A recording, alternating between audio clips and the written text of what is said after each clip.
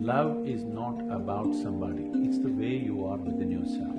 But we hold different relationships. Every relationship, it's a different kind of transaction, isn't it? And if you do not know what is the purpose of the transaction and the nature of this transaction, you will obviously mess it up. Love is a certain way to be. Relationship is a transaction. Transaction has to go by the laws of the transaction. If you try to push it beyond that, it'll break.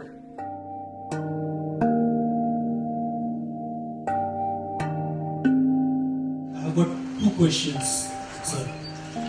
Love is categorized into various types, like maternal love, paternal love, love between siblings, between spouse, between man and woman. I want to know whether there is any correlation between sex, love and meditation. That is the first question. Second is Shiv and Shakti. Shakti is energy and energy is matter. Can we say it is consciousness, if we can translate it into English, consciousness and matter? Second question, no. It's a complete… there's too much of wrong depiction happening. I don't know if we have the time to look at that, because that's a certain dimension of life which has to be looked at in a certain way. For the first one, there is… see, I think we've already gone through this. See, love is not about somebody, please understand. A relationship is about somebody. We hold different relationships with different kinds of people, isn't it? Depending upon what is the nature of activity we are in.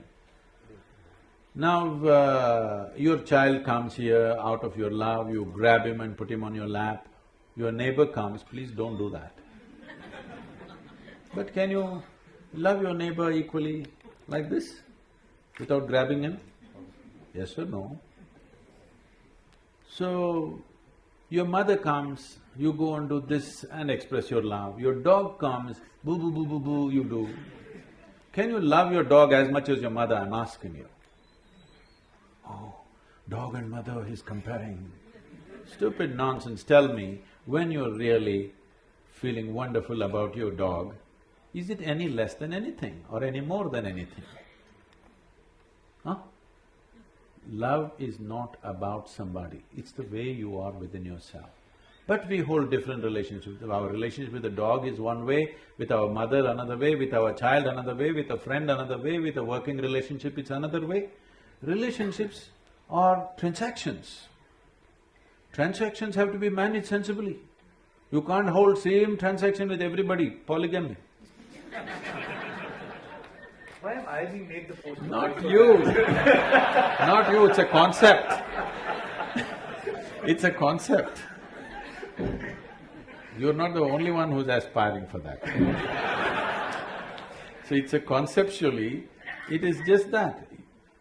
Every relationship, it's a different kind of transaction, isn't it? And if you do not know what is the purpose of the transaction and the nature of this transaction, you will obviously mess it up. You'll obviously mess it up, it doesn't matter how close they are to you, you will see it'll got… Many number of people it's happened, people who thought they're one and they'll never get separated are in horrible, hateful situations between them, not because of anything else, not because they're bad people, not because something else, just that you do not understand the limitations, you mistake action and the way to be. Love is a certain way to be. Relationship is a transaction. Transaction has to go by the laws of the transaction. If you try to push it beyond that, it'll break. But how you feel within yourself, nobody has any business with it. Nobody should be able to do anything about it. You feel wonderful within yourself, in your thought, in your emotion, in your body, in your energies. This is the way you should be. If you're feeling sweet in your emotion, you're loving towards everything that you set your eyes upon. But the transaction is different. How I am, how I transact with somebody, I cannot transact with you just like that, isn't it? But I don't have to feel any different, because this is the way I've decided to be within myself. So you need to have this understanding, what is being, what is doing. If this distinction is not there, then you'll mix it up and you think this is that is this. I love you is a fake statement. I am in love, all right. I can't love you, it's not possible. I can transact with you. in a certain way. But I'm loving. Because I'm loving, the transaction also has that quality. If I'm not loving, the transaction will not have that quality, isn't it? Sir, my question was correlation between sex, love and meditation. Is there any correlation with meditation? Is there any correlation between sex, love and meditation? I thought we separated sex and love sufficiently. Sexuality means… I'm not trying to make a moral judgment on it, I have no such thing about it. It is just that your intelligence has been hijacked by your hormones. When you're 10 years of age, you looked at this boy or this girl, they were just human beings. Suddenly you became 12, 14, you look at them, suddenly small changes in the shape of the body are looking like a whole universe all of a sudden. Yes or no? Why? Because you have been chemically poisoned from internally. This is nature's trick of somehow seeing that you reproduce. Don't think nature is interested when whether you love somebody or you don't love somebody. Nature is interested that you reproduce, because otherwise the species will end. All this drama around it needs to happen because if you simply go for reproduction, you feel like an animal. Having evolved beyond that, somehow you feel uncomfortable.